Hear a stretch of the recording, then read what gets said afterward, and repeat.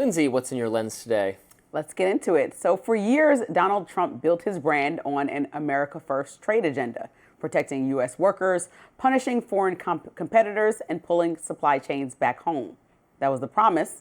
But now, in a scramble to drive down grocery prices, his administration is turning to Argentina for beef, quadrupling imports to 80,000 metric tons. That's not quite America First. That's a foreign beef before American ranchers policy. Trump has spent the last month railing about grocery prices and pledging relief at the checkout aisle, promising, quote, a deal to bring down the price. The short-term fix he's landed on is foreign supply, even if it runs directly against the platform that got him elected. Ranchers who benefited from high demand and elevated beef prices are watching their own president undercut them to bail out another country's economy. And the timing isn't subtle. Politico reports the average price of ground beef is around $6.32 a pound, up 14% since Trump took office. And meat is still one of the biggest drivers of our overall grocery inflation.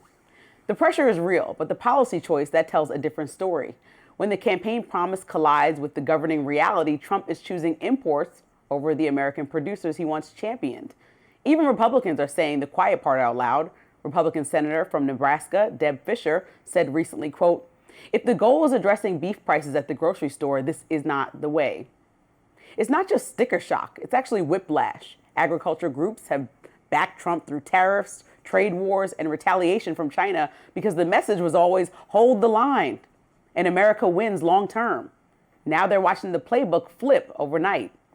The move also follows a cozy bilateral moment against Argentina's president, Javier Milei, was recently dining at the White House with Trump, and the next thing you know, a $20 billion bailout package that critics say is more about rescuing Argentina than defending U.S. producers.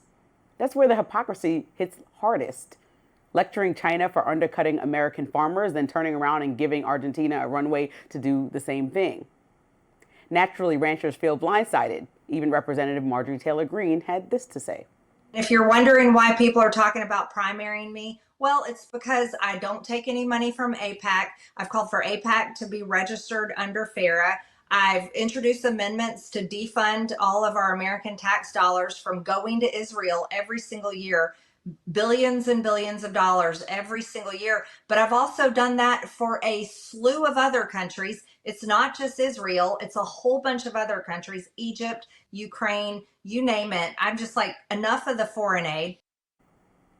So that was one thing she said, but she also mentioned that we're undercutting farmers because she thinks that if Argentina is so far away, we're not putting America first because they're literally on the other side of the map. So this isn't just a subtle policy shift, it's a reversal. If America First now includes importing cheaper beef to pressure U.S. ranchers on the price, the slogan actually loses meaning. And when the administration tries to spin as consumer relief, it brushes past the fact that the American heartland is footing the bill twice. Once at the farm gate and then again at the grocery store. In the end, working families don't feel trade theory, they feel totals on receipts. And a policy built on contradiction won't trickle down into affordability. It just puts the cost and the confusion back on the American aisle. So I think I'm a little confused about this here. I don't support the bailout for Argentina either. While I remain very favorable toward Argentina, and I love Javier Milei, and I think their government's terrific, and they're doing great things, and they just won a huge political mandate. They just had a very successful election. Milei's pro-capitalist, pro-trade party. Those policies are wonderful. I wouldn't give them a bailout, And it's the timing, the meeting with them and then undercutting Americans because you have a relationship. You talk a lot about diplomacy. Mm-hmm. So it's important to have that dialogue, especially because you would say Milei is a MAGA supporter for the most part. Like he's a hugely important ally, so they want to help him. But more important are American farmers that are saying beef prices are up and we're trying to do this. And the president can't only look to American farmers and say, bring your prices down, because that's actually what's happening. And he knows that grocery prices are high. So if we bring in Argentinian beef, grocery prices for beef get lower, and he can deliver on his promise of making groceries cheaper. But he's undercutting farmers in the process when you and I both understand that the real problem is the meat packers, right? The meat packers hold a monopoly. Farmers, but yes. Ranchers. Either way, you know what I'm saying. So the meat packers are the actual the problem, not the ranchers, because we have Tyson, Cargill, they're paying like tons of money or controlling 80% of all the market when they're packaging this meat. Right. And so then therefore you need to talk to these big companies that are in that 1%. I mean, I'm drawing a distinction between ranchers and farmers because we give massive subsidies to farmers. There's explicit affirmative government policy giving them money. The government policy favors them too much, and they should just be competing on the open market, as should the ranchers. We can buy meat from Argentina or wherever else. That's fine. We should buy meat wherever it is, if it's high quality and if it's cheapest, and if ours is better, it can compete on the open market. I don't want any government policy favoring our ranchers or foreign ranchers or anyone else. It should just be let the market decide. So I want to get rid of all the little policies that are making importing good quality materials harder, so that's why I'm against the tariffs. It's the same principle. Just let the market, just let it compete, because we're all consumers and we want lower prices. But Trump's overall goal with these tariffs is supposed to be clear, right? It's that we have less reliance on foreign nations. And no, that's not what it is. It's to get them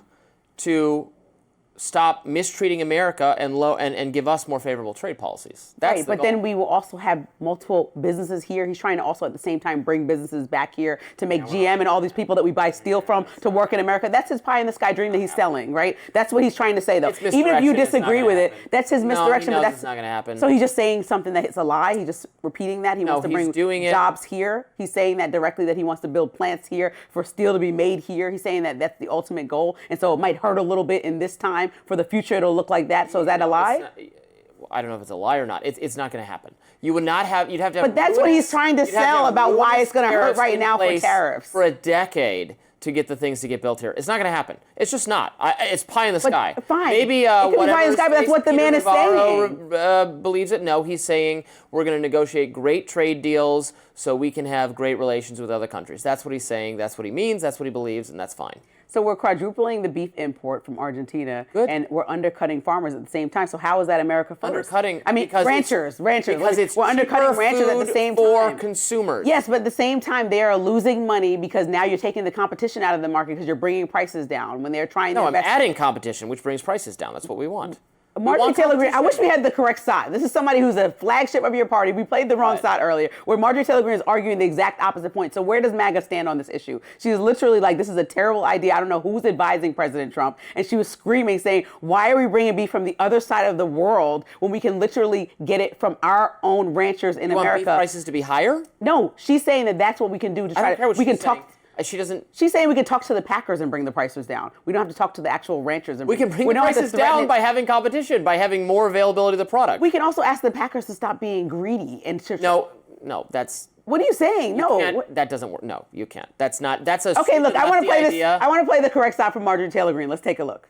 Let's take, for example, this $40 billion bailout for Argentina. That's probably one of the grossest things I've ever seen, and I have no idea who is telling our great president, our America First president, that this is a good idea. Because it's a punch in the gut to all of our American cattle ranchers, and they are furious, and rightfully so. And at the same time, I can't think of another country that's further away from the United States of America than Argentina. It's literally at the bottom of South America in the Southern Hemisphere, and we're all the way up here at the top.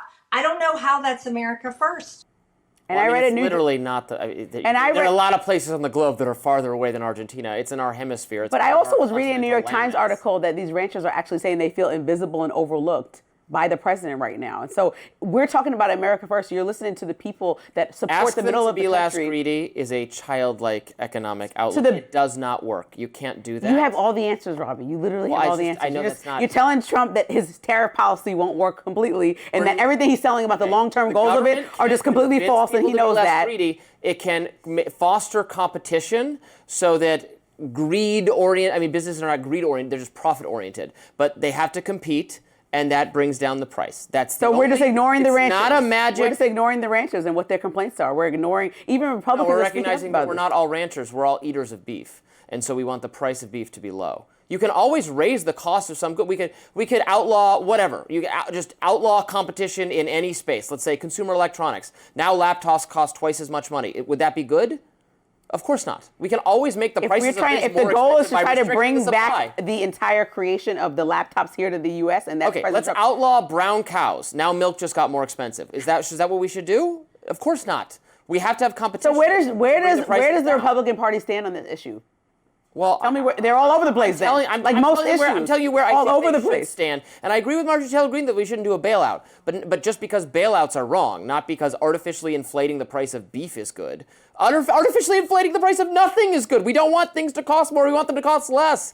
Things costing more is good narrowly for the one provider of that thing and bad for everyone else. If you take that to its logical extreme, surely you recognize this is going to be that an it would issue get through. We're going to have this issue through the midterm. So we'll just see No, how but I'm this plays insisting out. on this. Don't you understand that if one thing gets more expensive, it's good for the person who makes that thing, but bad overall. And it's good to talk right? to the packers of this meat, say bring the price down, and then it'll be a good thing for Americans to go to the grocery store and buy beef that's not $7. You're not going to talk them into bringing the price down. You're going to... What? He's a deal maker. The president's a deal maker. Make a freaking deal. I don't know what to say. That is not... Make a nothing deal with works Tyson. like that. Nothing works like that. The president seems to think so, so make a deal. Nothing works like that. It faces competition and the price gets cheap. That's like how all... Okay. Up next, USDA has warned that SNAP benefits will not be going through on November 1st over the government shutdown. Stay with us.